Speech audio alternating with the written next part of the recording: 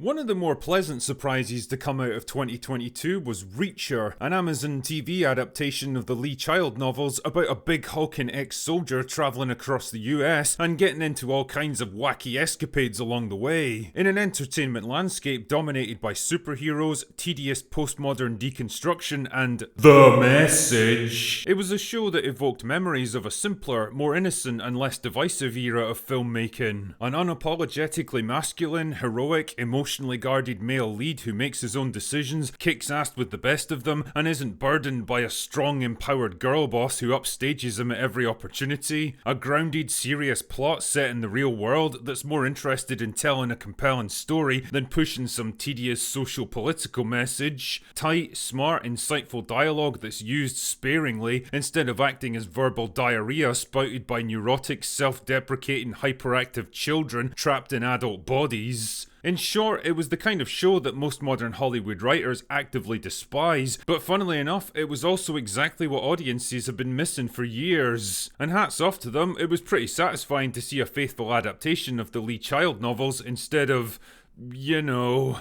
Anyway, a season 2 was inevitable, and a few days ago I finally got the chance to sit down and watch it. And I have to admit, it was pretty good. Not great, and arguably not quite on the same level as season 1, but more than enough to get the job done, especially right now when there's very little competition in the genre. So grab your protein shake as I take you through the plot. The season begins with Reacher doing what he does best, wandering around small town America and beating the shit out of guys who do bad things to good people. Pretty standard Reacher stuff, but things change when one of his old army buddies shows up dead just outside of New York. And clearly, the man did not die of natural causes. Realising he was involved in something much bigger, and that he's going to need backup if he wants to resolve this, Reacher reassembles his former Army Special Investigation team to go after the killers. Pretty soon, the body count begins to rise as assassins, thugs and bikers are sent out to stop Reacher and his team at any cost, while the NYPD pick up the trail and start causing problems for them too. Each clue brings them closer to uncovering a conspiracy between a shady defence contractor and corrupt politicians to sell classified weapons to foreign terrorists. But as Reacher closes in on his enemies, who can he really trust? And what will he have to sacrifice to stop them? In my experience, the Reacher books generally fall into two possible categories. One is the modern day western, where Reacher wanders into some no-name town at the ass end of nowhere, uncovers some shady goings-on by local bad guys that's inflicting harm on the community, and decides to dispense some good old-fashioned ass-kickings until it's all been straightened out. The second kind is the 24-style espionage thriller, where Reacher gets pulled into some big conspiracy involving the government, the FBI or the Pentagon, and has to use his military experience to dispense some good old-fashioned ass-kickings until it's all been straightened out. Season 2 falls neatly into the latter category, and I think it was a logical choice to shake things up rather than follow the same formula as Season 1. The stakes have definitely been raised. There's a sense that Reacher's now part of a much bigger world with more dangerous and ruthless people out to get him. That being said, a lot of the usual tropes of the Reacher universe are present and correct here, like the idea that you can just straight up admit to killing multiple people in front of a police detective and expect to walk away with no repercussions. Or that a group of hitmen will have Reacher dead to rights but insist on fighting him hand to hand instead of just shooting him because they don't want to attract attention. Jesus Christ, the guy's the size of a fucking Humvee. Do you really think you're gonna take him down in a fist fight? Also, this is New York City we're talking about here. You could probably reenact the Battle of Stalingrad in the middle of the street and nobody would give a shit. In terms of scope and scale, it's definitely a bigger and more ambitious season than the first, with more fight scenes, chases and explosive shootouts, and while it's generally pretty well handled, there's a few sequences that stuck out for me because they devolve into typical action movie cliches that I really wouldn't have expected in a show like this. Like supposedly well-trained military vets who just stand out in the open blasting away at Reacher instead of using cover, concealment and movement to outflank him. Villains who open a chopper door and then conveniently turn their backs so that Reacher can climb aboard unseen. An antagonist who dispatches low-rent hitmen, biker gangs and street punks to take out an elite team of military investigators and then acts surprised when they totally fail. On that subject actually, the main baddie Langston was a bit of a damp squib for me. He's kind of bland and forgettable, neither a physical powerhouse nor a cunning intellect, so he doesn't really excel at anything. He never has anything particularly smart or insightful to say, and you never get the sense that he's in control of of the situation. He spends most of his time just walking around the same boring R&D facility talking to people on his phone, and it's not helped by an apathetic performance by Robert Patrick, who doesn't seem to know how to play him. Ferdinand Kingsley, son of the legendary Ben, is actually a lot more interesting as an international arms dealer, slick and sophisticated and well spoken, but he's chronically underused in a script that basically keeps him in a holding pattern. He spends most of the season driving and flying to different places for no particular reason, and by the time he finally does show up, his part's over before it's even begun. On the plus side, Alan Ritchson is still on top form as Reacher, cool and calm and analytical as always, and a dominant presence whenever he's on screen. I mean, how could you not be when you weigh more than the rest of the cast put together? At this point, the dude looks like a condom stuffed full of walnuts whenever he takes his shirt off. God knows what the catering budget for this show must have been. Matching him up with his former team is a neat idea in theory that gives him characters with a personal connection to bounce off, and a series of flashbacks helps to flesh out his time in the military. The problem is that there's really more of them than things for them to do, so it feels like the script has to keep thinking up reasons to remove some of them from play. If it were me, I'd probably merge the two girls into a single character because they're so functionally similar that they might as well be the same person anyway. It would also help to cut down on the problem that so many shows like this run into, taking actresses that have clearly never thrown a punch in their adult lives and trying to sell the idea that they can fight multiple men twice their size, in high heels no less. Season 1 was smart enough to avoid that trap for the most part, and it's a shame to see them indulge it here. Overall though, I think Season 2 delivers a pretty satisfactory continuation of the Reacher franchise, broadening the scope and working in characters and backstory that helped to flesh out a world that was only hinted at in the first season. Yeah, it's not quite as tightly written and carefully constructed, and if it had come out 20 years ago, it probably would have gotten lost against bigger and better competition like 24 or The Wire. But hey, times have changed, and apart from the Terminal list, Reacher is one of the few shows of its kind out there, so I guess it kind of wins by default then. Just like its protagonist, it's not particularly sophisticated, complex or unique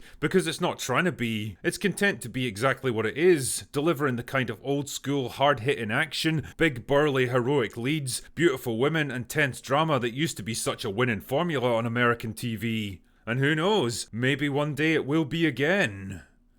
Anyway, that's all I've got for today. Go away now.